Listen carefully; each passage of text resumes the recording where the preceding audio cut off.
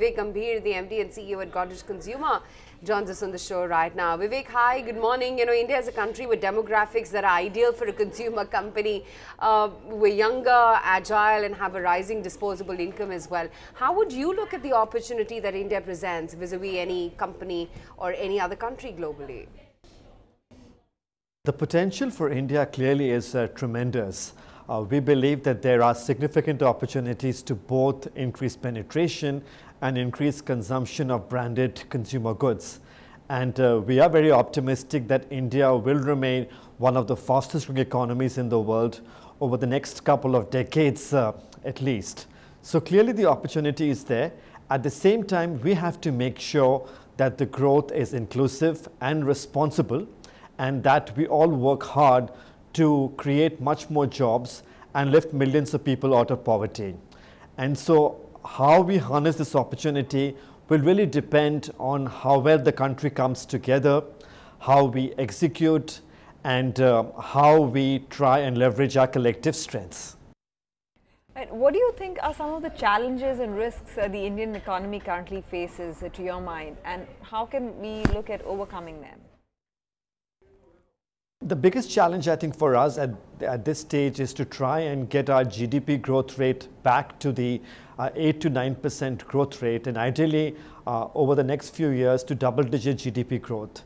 Over the last 6 to 12 months, the country has gone through a major reset of the economy, particularly because of demonetization and the implementation of the GST.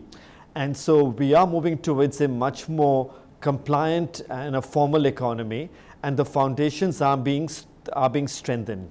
But this short-term pain, I think, should lead to a lot more growth in the future. So our biggest challenge will be is to really get the GDP growth rate back to high single digits. Right. In light of demonetization, interest rates, digital payment and the latest GST, how conducive you think is the Indian consumer environment currently from a macro perspective? It is improving. The last 2 or 3 quarters has been tough for the Indian economy as the economy has gone through a reset, and it has led to a lot of near-term pain. But we are very hopeful that the implementation of the GST should be transformational for the Indian economy. It should usher in a new phase of growth, and as the economy grows, it should lead to a lot more uptake as far as consumer demand is also concerned. Definitely things are improving. I don't think we are fully out of the woods yet, but as I look at even the near term, things have been improving, and if we continue building on this, we should start seeing very strong growth in the quarters ahead. Right. You know, you're in a business of products that are discretionary. How is it that you've seen the Indian consumer evolve in their consumption choices? So from a Godrej Consumer Products point of view, our basket of products includes both staple products such as household insecticides and soaps, along with discretionary products. Increasingly, the Indian consumer is definitely getting a lot more choosy. They want world-class products at affordable prices with strong, great packaging, great design. And so our intent is to be able to continue providing our consumers with very unique, innovative, differentiated products. Godrej Consumer has usually been able to outperform the growth with the general consumer industry. Do you think you will be able to continue this performance? Over the last few years, we've continued to outperform the market, and our efforts will be to continue to build on that. We believe that we can do much better. Our best days are still to come. Our strategy is quite clear. We've made some reasonably good choices, and so through a combination of world-class differentiated products, continuing the rhythm on innovation with a world-class supply chain and strong distribution, enabled by a great team and a high-performance culture with a strong sense of values and purpose. A combination of all of these things, we believe, will enable us to actually do much better in the future and ensure that we continue to outperform. Right. I just want to understand one more thing. FY17 has been a sluggish year for you. What will help you drive growth going forward? Will you be able to outperform your traditional growth rate? The last year has been a tough year for the entire industry, and we've done reasonably well. We've clearly outperformed the industry, but that is not a very satisfying outcome for us.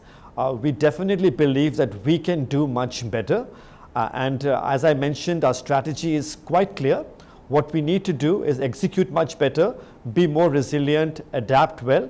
But we are very optimistic that as the growth returns back to the Indian environment, as we get to high single-digit GDP growth, we will continue to improve our performance as well. Our best days are yet to come. Okay, good to hear that. And your first quarter saw rural growth being a shade higher than urban.